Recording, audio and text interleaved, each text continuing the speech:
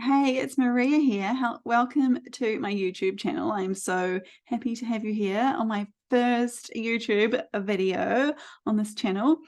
And if you're anything like I was, then maybe you hate your job or you are super stressed out in your job and you just want to pull the pin so you have more time for your family and you can just make money doing something you love instead of being stressed out all the time. And maybe you've started an Etsy store and it's not going that well, or you've been thinking of starting an Etsy store, but you just don't know, or you don't think you're good enough at art. And I'm here to tell you that you can do it. I started my Etsy store while I was working full-time as a photographer in the Air Force, and I found it super simple. Like, I didn't have to put too many hours in, and I started making money straight away. I tried a whole lot of other business ideas. I tried Amazon. I tried selling my photography on my own website, on a Shopify website, and I tried making all sorts of different products, like kids' underwear and cutlery sets and all sorts of things. But hands down, Etsy has been the best because it's been the lowest upfront cost and the most profit I have made out of any of the other things I have tried. In fact, I think most of the other things I tried, I lost money. So Etsy is amazing, especially if you're an arty person and you want to make money by making art and doing what you love and making a money machine, which, hey, who doesn't love a money machine? Most of the stuff I've sold, I've been asleep and sales come in, or I've been away on a cool adventure and sales are just coming in while I am doing what I love. So it is really cool. But let's get to my top 3 tips of what I think made me successful on Etsy. So we'll get straight to it. Number 1 is create more listings. So every time I created a new listing, I would make a sale.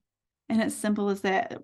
I mean, I would make sales of my other products, not necessarily the new product I was listing, but you create a listing and Etsy rewards you by bringing more customers to all of your listings. And that is super amazing. So we'll get to number 2 now, which is keywords. Keywords are super important in your headlines and in your description. That's the word for it, in your description, because that is how Etsy finds products for people that they're looking for. So if someone types in like line art mouse, okay, maybe that's not something they type in, but that is the one thing I sell in my shop. They might type in like nursery art, or they might be more specific than that and type in like fox nursery art.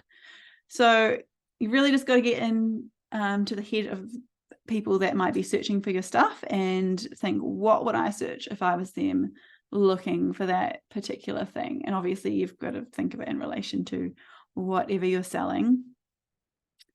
But keywords are super important, and you want to fill up all the characters you have in your heading with all your different keywords that people might search for. I put a comma in between each little phrase, but I have seen different ways that people do that. And this brings me to the 3rd tip, which is niche down. It is super important to niche down. I have seen the difference in my stores. I have 2 stores. In one store that is super niche down, and one store that is not so niche down. I picked my niches by accident. One of my stores is a photography store, and the other store is drawings for nursery walls. They are both wall art. So my drawing store, though, is way more niched down than my photography store, because it's not only art, but it's drawing, it's for a nursery, it's animals, and it's, you know, not just any animal, but specific animals. They're woodland animals as well, so that's like super niched down. But then my photography store, it's landscape photography, and that's about as niche as it gets.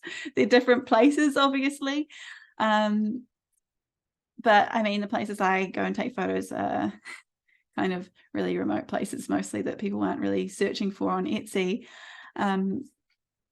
But a lot of people are searching for nursery art, woodland animals, and especially specific types of animals.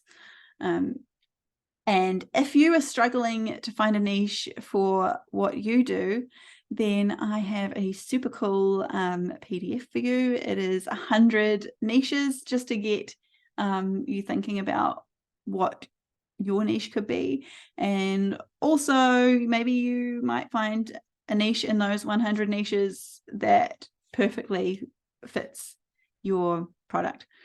But it is super important to niche down. So if you want to get that PDF of my 100 different niches for Etsy that will sell well, then just check the description below, of course, and I will link it up down there for you.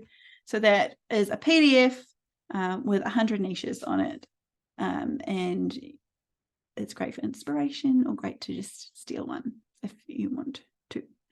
So those are my top 3 tips. Create more listings, use your keywords, and niche down. Those are the 3 things that I think made me more successful on Etsy and got me over 100 sales.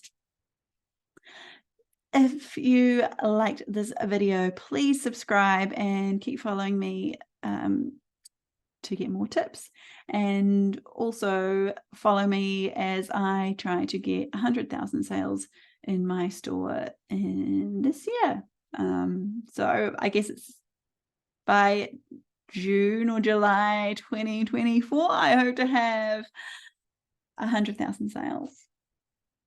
I think I can do it, but wish me luck and follow along, because I know I'm going to learn heaps more, and I have more tips and tricks to give you on starting your Etsy store. So good luck, and don't forget to get that PDF that I've linked up, and to subscribe so you find out when I post my next video. Catch you later.